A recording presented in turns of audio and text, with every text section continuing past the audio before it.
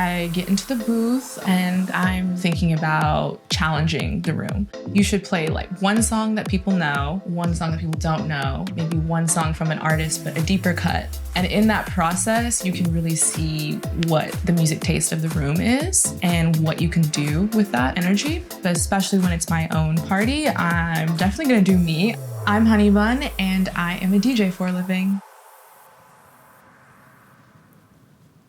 This is Honey Bun baking. Mixing the batter. So it's 9 p.m. and I'm putting my makeup on, getting dressed. We have to be at the club in like 30 minutes. I'm Samantha. I go by the name Honey Bun. I've been DJing for about 5 years now, but this has been my first year as a full-time DJ every weekend, sometimes during the week.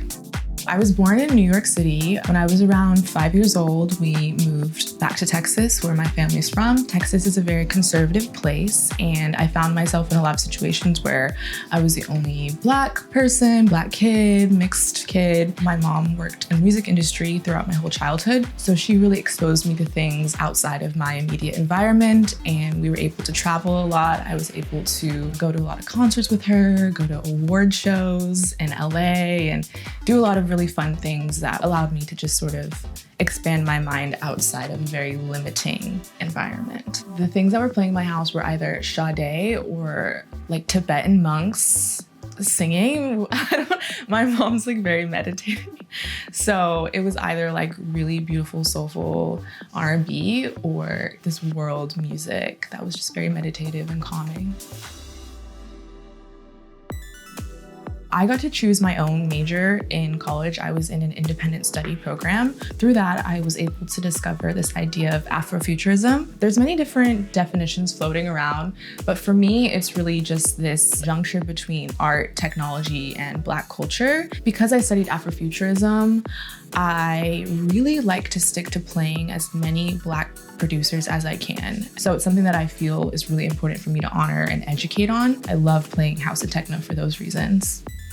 After college, I was working in fashion, and then from there I moved on to become an associate producer at a media company. I worked more on the music side of things, so I was able to meet a lot of artists and learn more about the journalism side of music. Unfortunately, my freelance contract was not renewed, which is code word for I was laid off. But it's okay, because while I was in all these different jobs, I was developing my DJ career.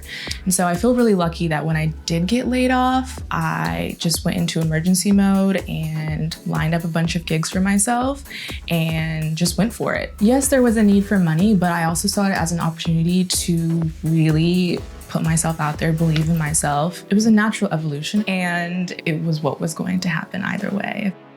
I have this spreadsheet that I've created where I track all of my gigs, I track all of my invoices. I have a little notification set for myself to remind people who may be late on paying me. As any freelance artist, you're always chasing down your check. I have a little section of sort of like financial goals that I want to meet for myself. In my previous role as an associate producer at a media company, I made about $68,000 a year. This year, as a full-time DJ, I have made just about that much, and maybe a little bit more, and I'm really proud of that fact. So this is what I'm wearing for my intergalactic space age themed party at Mood Ring tonight.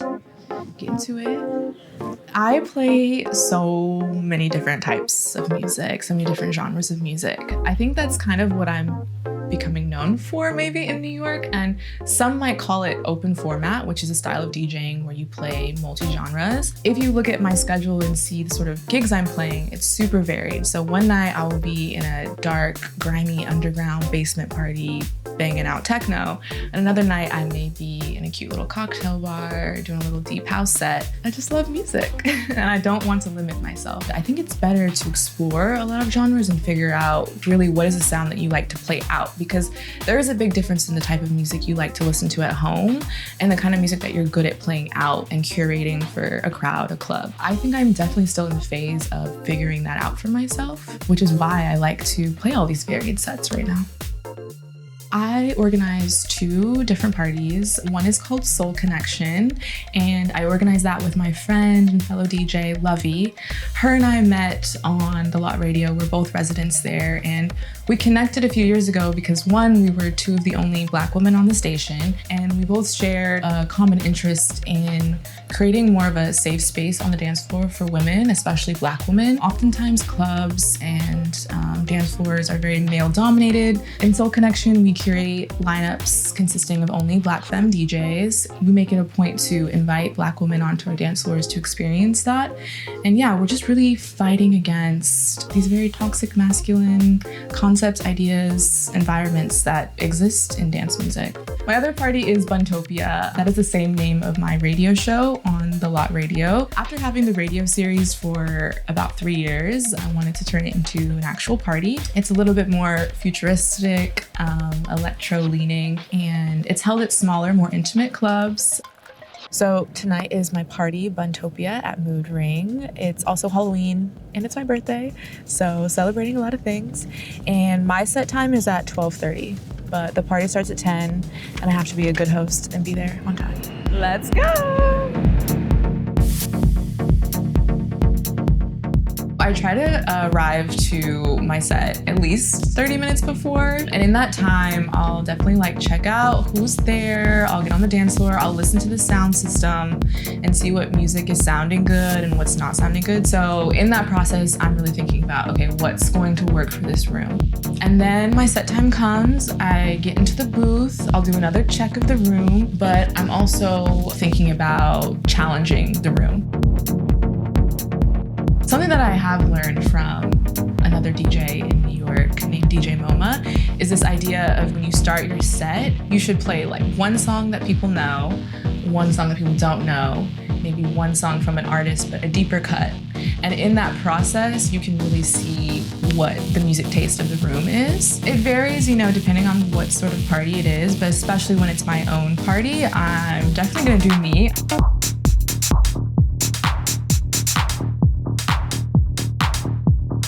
From there, it's just a journey, and I can really feel a connection with the dance floor.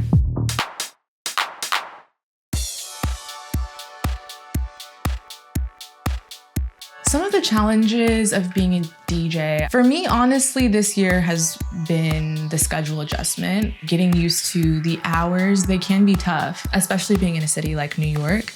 You should expect to be out till at least 4 a.m. Some people really don't realize that, especially when you're just dancing at a party and you're looking at the DJ being cool and hot and mysterious. You don't realize that they're stressed. Their back is hurting, their feet hurt. And being a full-time DJ, a full-time artist, freelancer, I've definitely learned the art of advocating for myself. It's been a challenge, but I have so many great friends and sort of mentors around me that have given me advice, helpful tips. My parents have also been very supportive of me in this very unconventional career path. I surround myself with so many great friends and fellow DJs. I call them my colleagues, my peers. I always encourage people to try DJing. It's such a great way to explore music, engage with music, and especially in a city like New York, there are so many places that need DJs and need good DJs, and especially women, queer people DJing. I think we bring the best sound, the best flavor, the best energy. I want to learn from other cultures. I want to bring the New York flavor to other cities around the world and have this transaction of culture and sound with others. Honestly, I just want to keep collecting more and more music and learning more about the history of music. I just have experiences that I know are waiting for me. You can go to any city in the world and there will be this group of people in dance music and DJing, and we all just understand one another and we have music to share with one another. I think that's one of the beautiful aspects of DJing, and that's something I aspire towards.